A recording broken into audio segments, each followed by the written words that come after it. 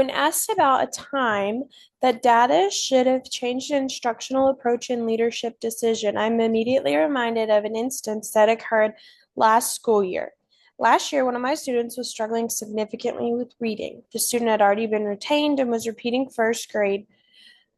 At middle of year, the student had made little to no progress in his reading scores, regardless of intense classroom intervention and the use of RTI programs such as Build. During the student's first year of first grade, they tested the student for dyslexia. However, due to severe attention problems, the student scored extremely low and did not qualify. After intense intervention regarding the student's attention, they began to make tremendous progress in the retention and understanding of new concepts. As the teacher, I felt strongly that the student needed to be retested and I provided significant data to back it up. Data such as spelling tests, fluency checks, recorded reading, alphabet checks, reading comprehension, writing, and so much more. The student was showing several signs of dyslexia, and it was significantly affecting the student's learning because the student was not getting the proper instruction through intervention. Administration shot down testing, and the student had to be placed in the next grade unable to read anything above an early kindergarten level. Later in second grade, that student qualified for dyslexia. A stronger approach to this situation would have been for admin and the teaching team to sit down and thoroughly analyze the data that was presented. If the academic committee had taken more time with me to dig through data and to take into account the improvement of the student's attention span, I believe that student would have made tremendous progress in the remainder of first grade.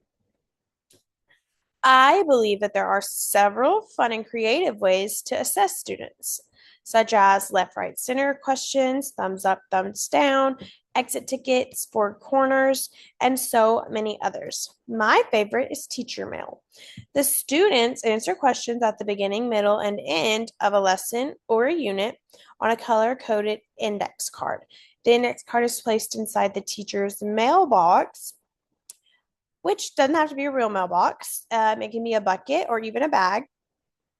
The teacher can then take the data and input it into a spreadsheet and track it throughout the lesson or the unit just to see where the student is falling on understanding. This gives the teacher way more insight as to where the students are without having to stop for long tests, but it also provides trackable data to better assist students. This can inform instruction and intervention needs by allowing teachers to better track data. It is a quick and easy way to get data down on paper.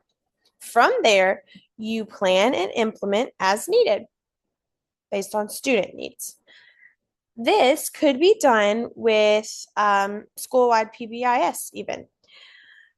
For my data-driven instructional toolkit, I'm planning on using the teacher mailbox question and answer system, turn and talks, quarterly assessment, pre and post assessments for units, and four corners. One problem of practice that this toolkit is going to help me improve in my personal classroom is just simply tracking more data. I've struggled in the past to actually collect data outside of formal assessments. I use informal assessments daily, but rarely do I collect the data on a spreadsheet or even in a student binder. A lot of that is due to time, but I'm hoping that my data-driven instructional toolkit will help me solve that problem.